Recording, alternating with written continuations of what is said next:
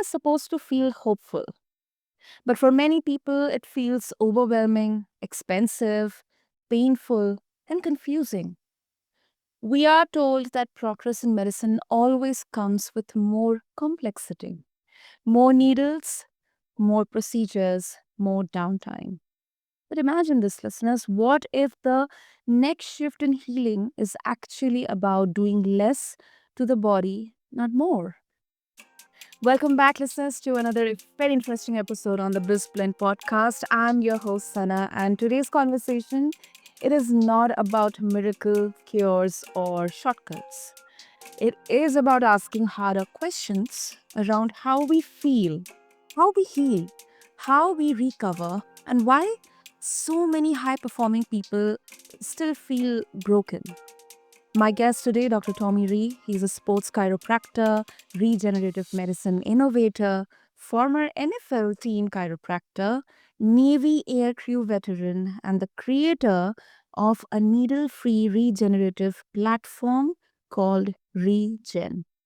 Dr. Rhee has worked with elite athletes across the NFL, NBA, MLB, Olympians, and military operators. But what makes his work controversial is not who he has worked with, it is what he questions. He challenges the assumption that injections are the only way forward. He questions how professional sports medicine measures success.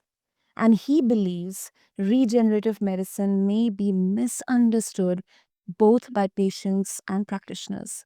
So, let me tell you, listeners, this conversation is for athletes, founders, clinicians, anyone who has ever wondered why recovery feels harder than it should. So, Dr. Rhee, welcome to BizBlend, and I'm really, really excited for this one. Oh, thank you for the invite. Thank you very much for this opportunity to talk to you and your listeners. Amazing, amazing. Before we get down to talk about the core here, the questions that you're posing here, Dr. Rhee, and the work that you're doing, I think when people hear the term regenerative medicine, like we usually think of stem cells or very expensive procedures, like which is absolutely inaccessible to the common human, like the human. Before we go any further, how do you personally define regenerative medicine, and where does needle free fit into this? So that's a large, that terminology, regenerative medicine, is a broad stroke. Of course, we think about like stem cell therapy and we think about anything that has to do with turning on your existing tissue to regenerate. But that also encompasses like equipment, just think about things that help you turn on, you know, your existing tissue by some type of like e-stem component or ultrasound, or maybe some, photobiomodulation. Something that turns on your existing tissue is a sort of a regenerative medicine kind of component. But when you look at like this injection of stem cell therapy, these stem cells and the signals, well, it's delivered through an injectable type of form, or it can be IV or something like that, but very invasive.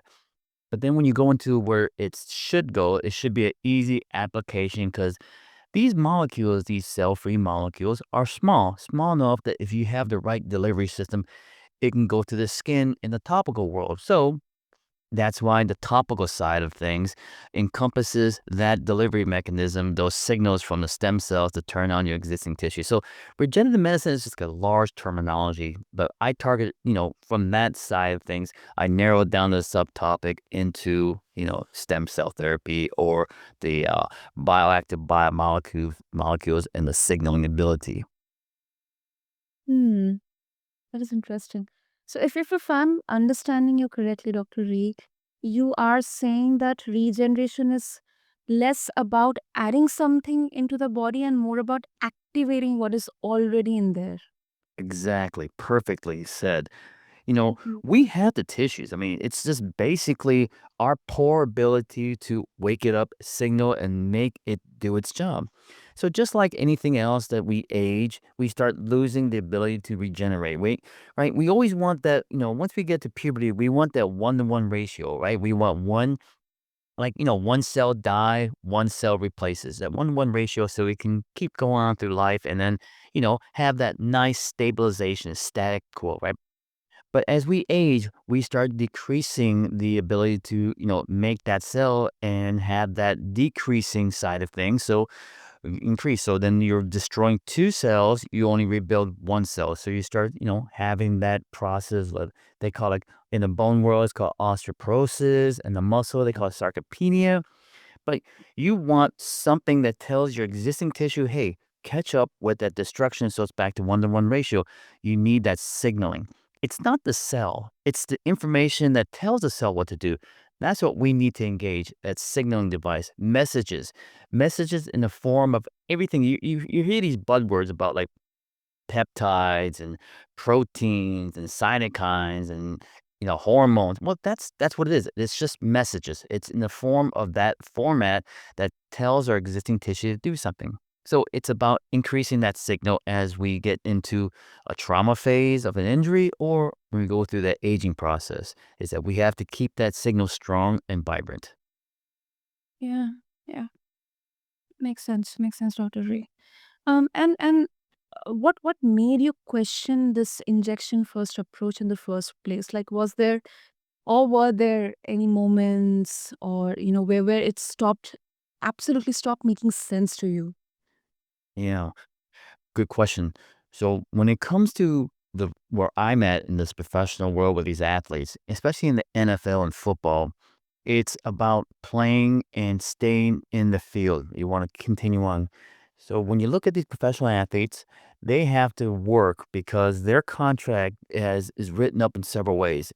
Contracts are not really. When you hear somebody say that they get $10 million, well, yeah, it's $10 million based on, a lot of factors: performance, time on the field, everything you can think of to have that $10 million type of, contract.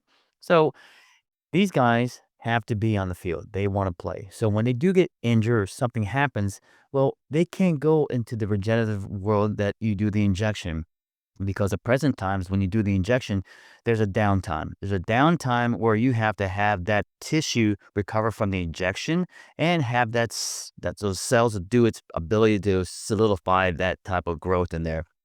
So that's Mm. why these athletes don't do these injections during the season. So that saw that void. That void created something like, okay, I need to increase that ability to regenerate, but not have the downtime. So that's where the topical comes in. Topical, you don't have that downtime. It's a topical cream. It, penetrates through the skin and it gets down to the deep tissue where it does a signaling to turn on your existing tissue. And you have the ability to continue on playing, practicing, and being active. Hmm. Hmm. And I think it's very interesting because uh, it's not about the technique or the tech or technology. I think it's more like a mindset problem, and I think it suggests that we may have confused intensity with effectiveness. Yeah. You know, you're just if you really understand about what, like, stem cell therapy is and just understanding about this mesenchymal stem cell, people think that these stem cells turn into your existing tissue. Now, Oh. if you remember in biology about chromosomes and DNA and the information, and it's supposed to, it's supposed to turn into the same tissue it was meant to be coded, right? Hmm. How do you get this donor site to say have the same DNA as your site? It's impossible. So you have to take the next step. It's a signal. It's a signal that these cells secrete in the form of those type of information to tell your existing tissue to do its job. And that's what you, once you understand that principle, well, the second step is, all right, it's a smaller molecule, it's easily manageable, and the most important thing, it has no DNA. Because when you get a live cell, which is, it has its DNA. Well, you're taking it into your body. What is that DNA supposed to do? Is it supposed to make a tissue that shouldn't be where your damaged tissue is at? It could be coded for something weird, like, like, a follicle or maybe a bone you're putting into a tendon or a ligament. You're going to get that kind of formation. You're going to go into that tumor formation. You don't want that. You want a cell-free, a nucleus, a non-chromosome type of information that goes to your skin, goes into your damaged tissue and then gives you the information. And that's why you hear these words, that are coming out. with like, not only stem cell therapy, you're hearing things like exosomes and peptides, and you're hearing Yeah. those things. Well, that's information. That's information to tell your body to do its job. Hmm. Yeah. I think it's logical. I mean, that's like biology 101 listeners, but still, I think it's very important to understand the background, the foundation of it. And now I'll move to sports medicine norms as well, Dr. Rhee, because you have worked inside professional sports systems. I mean, um, uh, performance metrics or return to play timelines, they really matter a lot. So, from your experience, what do you think pro sports medicine gets wrong about healing and recovery?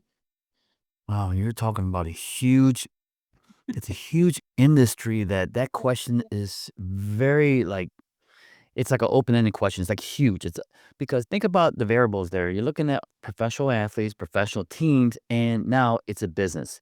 So the business Mm. is about winning games. So you need your best talent on the field.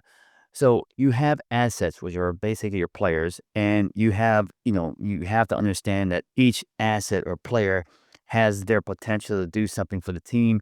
And you have to look at now you're looking at actual like numbers. You're looking at this type of like if you look at a business, you look at this asset and liability. You want to look at how can this person is a number now, not a human being, how can he benefit into us being a winning team? And it Mm. gets to be like a very odd world because you have that side, which is the human fact, right? This is a human being. He's injured. He has a mind. He has a body. Then you look at the team, but he's just a number. Get him in. If he can't, bring the next person in. So there's so many variables as far as get him on the field. Why get him on the field? And do I take him off because of injury? So it's a complex world. That's a complex world when it comes to professional athletes because you're looking at when I see sports medicine in the professional world, it has its purposes, right? It's meant to Mm. have the athlete retain his body to perform at the level that he is supposed to contract for. If he's subpar, now he's jeopardizing his future for his future contract. Now he's like, uh-oh, so he has to sort of is an individual athlete, he's got to mask it. He's got to hide that. He has to go into pain management so he can hide the pain but still perform. Which, of course, Yeah. we all know when you mask pain, you're going to create more injuries. So that grade one strain sprain could eventually turn into a complete rupture. So you have to know the balance of all of this kind of, why do this, and is it best for myself or the team? And it's just complex type of dynamic in these worlds of like, professional sports. So yeah, it's very difficult. So the sports guy, as far as a doctor, it's very complicated because he has to work for the patient or the athlete, but he also has to work for the team. So if the team needs him out there, I heard odd stories like some doctors will lie to the athlete, say, no, you're okay. You can go back out there and play. And knowing that he's a one hit away from like, total destruction of his knee. So I've seen that. The problem is that that doctor has a pressure from the front office to have this guy get on the field and play. And, maybe there's a chance with 5% chance that he'll ruin his knee or 95% chance he'll ruin his knee. But there's still that positive side. He goes, hey, he still can play it. Let's go. So it's an ugly business because, if he's on his last year contract, he's doing very well. And if you look at the athlete, he's thinking, I have to think about my next contract. I've got to make sure that I can still play. But the Yeah. problem is that if you're injured, they bring it to the negotiation. Goes, well, you're not worth as much as your last contract because you have this injury. So they keep it quiet. And then again, you look on the team side, goes, well, this guy's his last year contract. He's got an injured knee. We know the truth. We'll lie to the athlete just to get the rest out of him so we can kind of like deplete him. And then we can go on to the next person after the next contract. So it's an ugly business, but you know, it's got its complexity in it. Yeah, I agree. 100% agree. And if you look at the Olympics or um, the, the WWE and Fs and all, NFL, NBL, I mean, it is ugly business, but it's business. Yeah. Here's something funny about the WWE. Uh-huh. WWE And also when you look at Olympian, especially when you call it individual sports, they're on their own. If it's not really a team sport. So WWE is set up like almost like each athlete or, talent is their own independent person.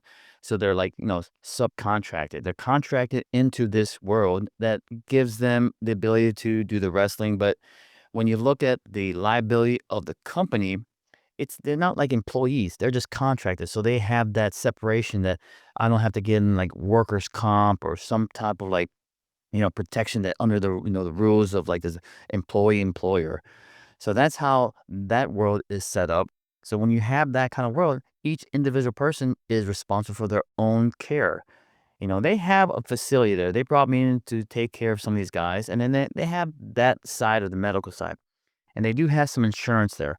But ultimately, they're on their own. So it's kind of tough when you look at WWE versus the Olympics. When you look at Olympians, that's even Mm. worse because most of those athletes are not really getting paid. There's no, they call it what like amateur sports, right?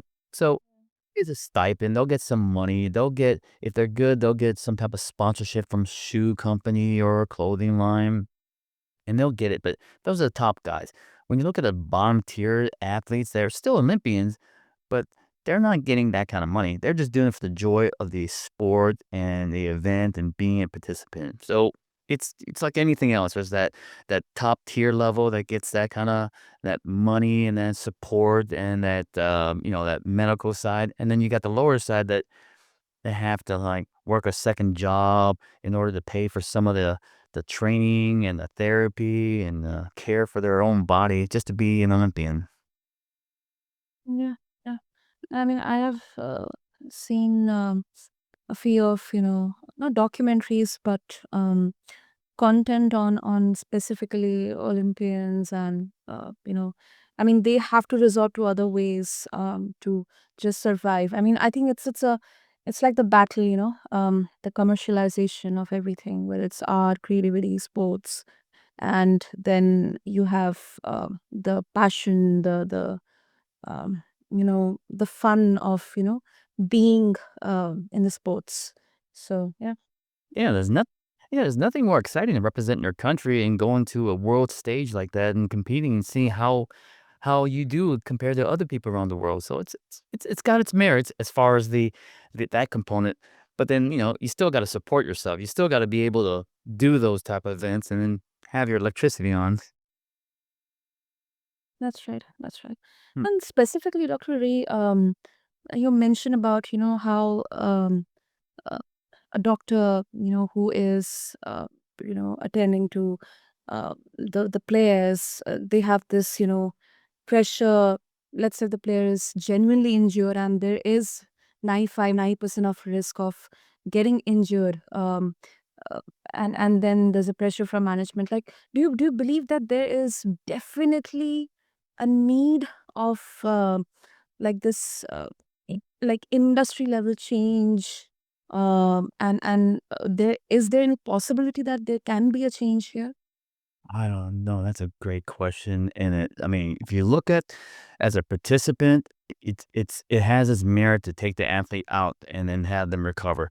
But as a fan, you're looking at, especially in playoff time, and you need him on the field to win, to move on to the next level so you can get the ultimate level, which is like, the championship, the Super Bowl. You need him on the field. You're asking yourself, who am I? Am I for the favor of the individual or for the team, the city, the town, the country that represents, in this championship. So it's very complex. I mean, you try to be very objective as a doctor. You're saying, all right, you need to get him out, that's it. But then you get a lot of pressures, and that lot of pressure comes from the side of the front office, either the coaches, the fans. It's a lot of pressure everywhere. So as far as the industry, I really don't know how to, like, adjust that because 'cause you're gonna always have that variable of, right is right, but sometimes Mhm. you've gotta understand that, what do they say? The needs of the many outweighs the needs of the few, and that one few, he's the one that gets the consequences, so maybe there should be some compensation for him to put himself to harm's way that cares for him the rest of his life, but at that same type of, like, that salary. Because these Mm. guys that when they retire, you put a certain amount of years in the NFL and you're into this retirement, and then you get like a salary or retirement, whatever you want to call it. So is it as much as they were in the NFL? No, but it's you can live on it. But maybe if they do get injured at their salary level, maybe there should be some stipulations saying, if you're going to put your body in harm's way and it ends your career, and your career should be 20 years and you're halfway, well, maybe the next 10 years you should now capitalize on maybe some type of insurance or some type of like, monetary like reward for you to put yourself through harm's way that, that says, okay, well, I win in both directions. I win as an athlete and financially I'm still secure. So maybe that could be a cure. Possible, possible. I mean, let's be hopeful and bullish and about it. I think that's that's all we can, at whatever level the efforts can be put, that can be done, because there are things which are out of our control. Then there are things that we can actually control. So yeah. And Dr. Rhee, before we wrap up, one of your most not most but more controversial ideas is that exercise, as it is commonly prescribed, may be hurting more people than helping. And this is a strong statement. So if he can shed some light on that for our listeners. I know it's a big question, but yeah. Mm, no, it's good. So, especially when you get past 40 years old, your objective of exercise, especially like if you do in a health benefit, is the Mhm. consequence of exercise. You want the health benefits, increase circulation, decrease the ability to maybe get diabetes. You're looking for the health benefits. Now, if you can somehow figure out a way to bypass the exercise where exercise has its negative side, right? You think about, maybe tearing a muscle, spraining an ankle, chewing down a joint where you start getting arthritis, the repetitive motion. But if you can get rid of that component of it and just go right to the side effect of exercise, which is the health benefits, well, Mm. that's what you want. So if you can start thinking about a pathway to that, the best thing to do is use that thing. So there's a device out there. It's called a whole body vibration. It's called Power Plate. Power Okay. Plate is a simple tool. It just vibrates, right? It vibrates in this triplane motion. So it mimics like the Earth's type of stressors. But what it does is it mimics the motion of the body going through an exercise, because your body does something called nitric oxide formation during exercise. Mm. Shearing. Once you start shearing the blood vessels, it mimics the walking, running, and then now the circulation is increased because nitric oxide vasodilates a small vessel, so it increases diameter. So you start having that fluidity in your vessels, but more importantly, you're starting to get the contraction, relaxation, and movement. Because as we age, you hear about like arteries hardening, they call it arteriosclerosis. You don't want that arteriosclerosis and all that stuff. You don't want those things. You want that the fluidity. So that's why if you can bypass exercise, go right to this device, Power Plate, it will actually do the same thing without the consequence of exercise. That's what I was talking about biological activation, is that activation of Mm. nitric oxide to increase circulation, to increase the ability to have the byproducts of exercise without getting that kind of like, joint pain or the muscle pain or soreness. At a certain age, you're not really caring about like the physique. You're looking at Yeah. benefits, decreasing blood pressure, increasing ability to like, you know, live a longer active life. And that's what I talked about there. Hmm. And how does regenerative medicine change the way we should think about training and recovery together? All right. So the big thing with training is, believe it or not, it's not the actual workout, it's the recovery. You've got to understand that what we're Oh. always trying to do is we're trying to just work out and our body goes through a little bit of destruction. And, you want that one-to-one cycle. Well, regenerative Mm. medicine helps you cycle back to the regenerative or recovery of that particular exercise, walk, workout, something. Just like when you work out, you get the muscle soreness and it lasts Yes. a couple of days. Well, that's what they call DOMS, delayed onset muscle soreness. And it's just a part of the recovery phase. What you need to do is if you're an athlete or you're looking at some active person that likes that daily routine, you start getting sore and you're not giving your body's ability to heal itself, you're doing a thing called overtraining. You're doing destruction more than building. You need to get that recovery, but nobody wants to rest for 3, 4 days after activity. So that's why regenerative medicine, stem cell, regen, a topical, something that tells your existing tissue via the signaling to say, go faster. You turn it on. And that's what Mm-hmm. you want. You want to speed that cycle. So then, boom, you're back to being that active person at 100%. So when you go through a workout, you feel sore, you go and you maybe take 25% off of the edge. Well, if you don't recover, well, you're not starting at 100%, you're starting at 75%. And you do the same thing. Well, there's another 25%. Now you're at 50% maximum. 40, no, then you're starting to decrease. You have to give that body ability to regenerate, recover, and get back to 100%. Hmm. And that makes sense, and I think it reframes the idea that it has to be like this constant go and go and go. I think it is more like more towards the mindset shift here for high achievers, especially. Oh, yeah, the mental, hey, that's a big component. If your mind is not ready and it's not tuned into your body, well, you're not going to be a well-rounded person. You just have to remind yourself that, you know, if you're physically, let's say you're physically, here's the thing, athletes, they love to perform, work out, Yeah. and, work. Right? So when you get injured and you're not able to perform, well, here comes the mental side of it. Here comes depression. Here comes a lot of negativity. If your mind is not strong, you can really go down a bad spiral, to a point where you can't come out of it. So you have to stay strong mentally. You have to continue on being strong and then being positive, where you will be able to pull your physical side to recover and get out of that injured world. 100%, 100% agreed, Dr. V. And yeah, I mean, because we also talk about leadership in our BizBlend conversations, and I think your background perfectly fits into it because it includes military service, elite sports, and then entrepreneurship. So how did experiences from all these areas shape the way you challenge systems instead of fitting into them? And it's a big leadership lesson. Hey, let me tell you something. I don't know what it is about me, but so one big factor that helped me and probably like understand about being different and just moving differently from the norm is dyslexia. Dyslexia is something that I cope with, and I didn't recognize that young. I thought it was just one of those things that it was just something. It's everybody has their little quirks, so that was one of my Yeah. things. But Okay. in order for me to keep up with the class, I had to think differently. I had to move and really interpret things in a different way.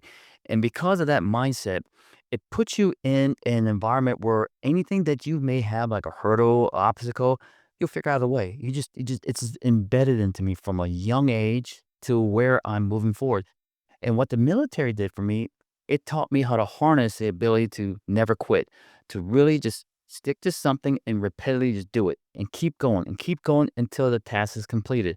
So taking the ability to rethink about something and the military's don't quit, just keep moving forward.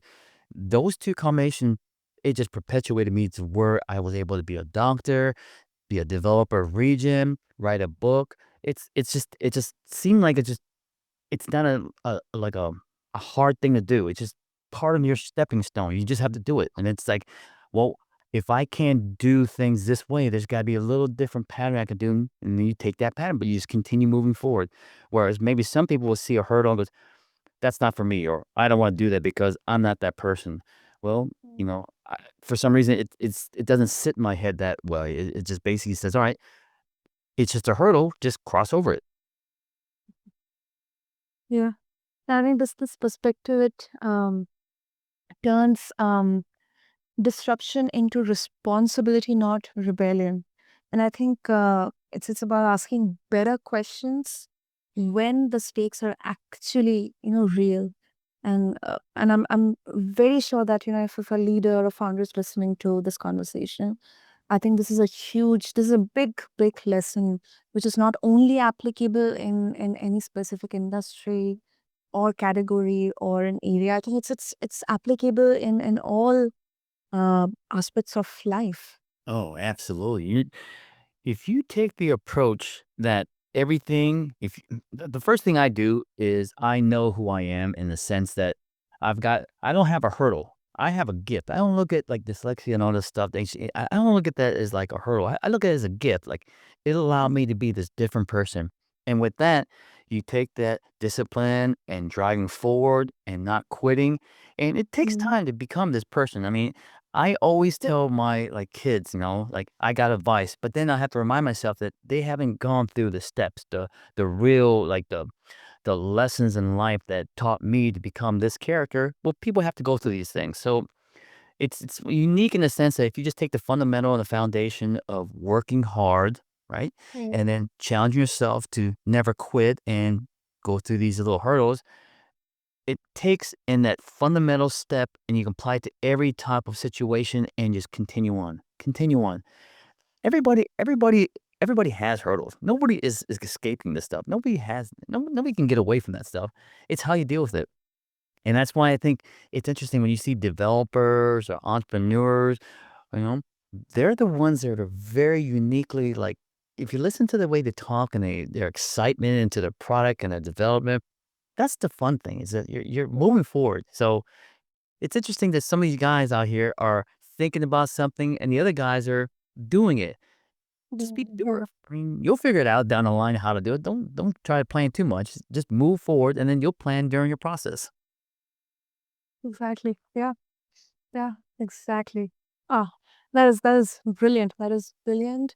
And I also believe that, having that gratitude towards abundance, to realize, to become aware of abundance, I guess somewhere down the line, you have to face scarcity, because then only you realize that, then only you'll be thankful, at least, Yeah. and appreciate what you have.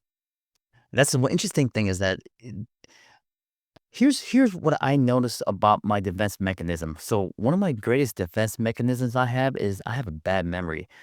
And that means that includes like bad things. So I'm always optimistic on its own merit because I don't know what the bad things happened to me in the past. If I really sat down, thought about it, and really thought about it, yeah, there's some bad moments in my life, just in general, but everybody has that. But some people like to live in the past. Some people like to live in the present. I have to live in the future. I remember my dad was saying, "You're always a dreamer. You're a dreamer, a dreamer, a dreamer." Believe it or not, it's a gift. It's the weirdest thing. When you dream, you live in the present. No, wait, you live in the future. You're there. Now, how to get to that spot, how to focus and how to drive. And that's what, military got me. That's what this little gift I got. So it puts me where I surprise myself sometimes. And I think, wow, how'd you do that? He goes, I don't know, but we're moving forward. Yeah, totally, totally, Dr. Rhee.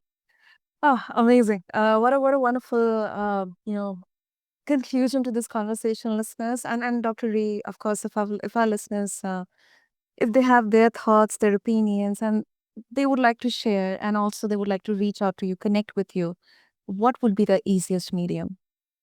If you go to my website, it's RHEEGEN.com. You can read about the regenerative medicine stem cell and all that stuff, topical that I developed. But in there, it says info button. Should be an email and ask me a question. Say hello. What do you think about this or whatever? So you can contact me that way.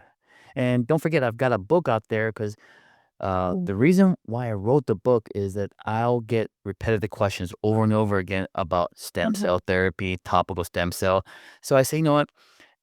Let me write a book. It's so much easier just to write a book and give that book to them here, read about it here. So instead of like repetitive questions and answers, I wrote that book. So the book's called The Future of Regenerative Medicine. Amazing. Amazing. You know what, listeners? I'll have all the links in the show notes. So reach out to Dr. Rhee, check out his book, The Future of Regenerative Medicine. And also, I think, you know, listeners, what I appreciate about this conversation is that it doesn't promise any easy answers or solutions, but then it asks us to slow down and reconsider assumptions we have inherited about pain or performance, and progress. So, to say needle free regenerative medicine may not be the final answer, but it does represent something important, a shift from forcing outcomes to supporting systems. So, Dr. Rhee, thank you so much for. It was a lot to cover within such a short span of time, but I appreciate your conviction and your nuance to this discussion. Thank you. Thank you very much. I really appreciate this opportunity. For our listeners of this conversation, challenge the way you think about healing, recovery, exercise. That's the point. Growth starts where certainty ends.